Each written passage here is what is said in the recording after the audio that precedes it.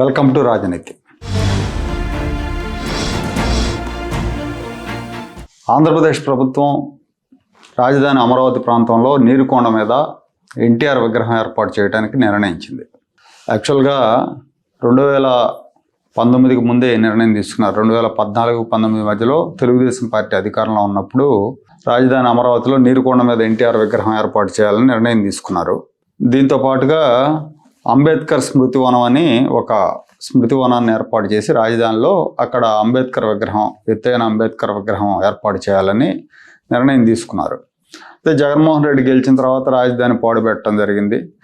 అయితే అంబేద్కర్ విగ్రహాన్ని మాత్రం విజయవాడలో ప్రతిష్ఠించారు. ఏదైతే రాజధానిలో అంబేద్కర్ విగ్రహం పెట్టాలనుకున్నారో ఆ ప్రాజెక్ట్ని విజయవాడకు తీసుకొచ్చారు. రాజధానిని పాడుపెట్టాడు కాబట్టి కాంపెన్సేట్ చేస్తూ విజయవాడలో ఎత్తైన అంబేద్కర్ విగ్రహాన్ని పీడబ్ల్యూడి గ్రౌండ్స్లో జగన్మోహన్ రెడ్డి ప్రభుత్వం ఏర్పాటు చేసింది.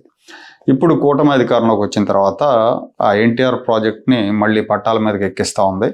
దీనికోసం మంత్రివర్గ ఉపసంఘాన్ని కూడా నియమించింది.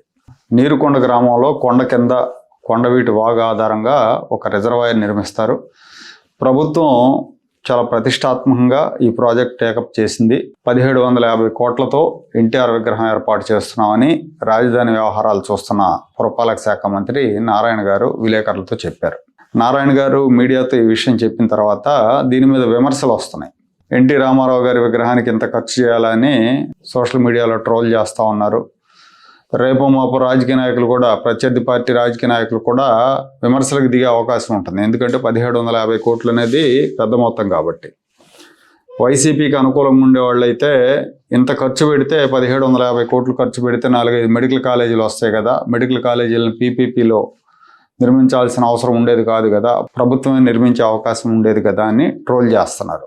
ఈవెన్ టీడీపీకి అనుకూలంగా ఉండేవాళ్ళు కూడా విగ్రహం కోసం ఇంత ఖర్చు పెట్టడం అవసరమా అని అభ్యంతరం వ్యక్తం చేస్తున్నారు. వాళ్ళు కొంత పరిణతితో ఉంటారు కాబట్టి టీడీపీ అభిమానులు ఏది మంచి ఏది చెడు అనే విషయంలో కొంత, అంటే ప్రభుత్వం లేదా పార్టీ అధిష్టానం ఏ నిర్ణయం తీసుకుంటే ఆ నిర్ణయాన్ని వైసీపీ వాళ్ళలాగా గుడ్డిగా ఫాలో అవ్వరు కాబట్టి దాన్ని క్వశ్చన్ చేస్తున్నారు. వీళ్ళలో ఎన్టీఆర్ అభిమానులు కూడా ఉన్నారు. సో వీటిని గమనించి నేను ప్రభుత్వ పెద్దలతో మాట్లాడినప్పుడు అభ్యంతరాలు వస్తున్నాయి. తెలుగుదేశం పార్టీ వాళ్ళు కూడా అంత డబ్బు ఖర్చు పెట్టడం అవసరం అంటున్నారు అన్నప్పుడు ప్రభుత్వ పెద్దలు ఏం చెప్పారంటే, కేవలం ఎన్టీఆర్ విగ్రహానికి 1750 కోట్లు ఖర్చు పెట్టడం లేదు, అక్కడ తెలుగు ప్రాంగణం అనే పేరుతో ఒక ప్రాజెక్ట్ ఏర్పాటు చేస్తున్నాం. తెలుగు భాష, తెలుగు సాహిత్యం, కళలు, తెలుగు చరిత్రకు సంబంధించిన సెంటర్ ఒకటి, కల్చరల్ సెంటర్ లాగా ఏర్పాటు చేస్తున్నాం అని చెప్పారు. అలాగే ఒక మ్యూజియం, ఎన్టీఆర్ సినిమాలకు సంబంధించిన సమాచార కేంద్రం, థియేటర్లు, ఈ నిర్మాణాలు కూడా ఉంటాయి. Laser light and sound show లాంటి పర్యాటక ఆకర్షణలు ఉంటాయి. షాపింగ్ సెంటర్లు, ఫుడ్ కోర్టులు కూడా ఏర్పాటు చేస్తారు. పార్కులు, వాటర్ స్పోర్ట్స్ వంటి సౌకర్యాలతో ఒక టూరిస్ట్ కేంద్రంగా దీన్ని డెవలప్ చేస్తున్నారని చెప్పారు. 1750 కోట్లు అనేది మొత్తం ప్రాజెక్ట్ కాస్ట్. ఎన్టీఆర్ విగ్రహానికి ప్రభుత్వ నిధుల కంటే క్రౌడ్ ఫండింగ్ ద్వారా నిధులు సేకరిస్తారని చెప్పారు. ఇప్పుడు రాజధానిలో పొట్టి శ్రీరాముల విగ్రహానికి ఎలా అయితే విరాళాలు సేకరిస్తున్నారో అదే తరహాలో ఎన్టీఆర్ విగ్రహానికి ఎన్టీఆర్ అభిమానుల నుంచి విరాళాలు సేకరిస్తారు.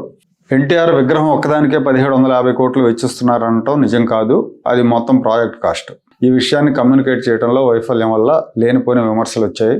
గుజరాత్లో సర్దార్ పటేల్ ఏక్తా స్టాచ్యూ ప్రాజెక్ట్ తరహాలో దీన్ని డెవలప్ చేస్తారని తెలుస్తూ ఉంది.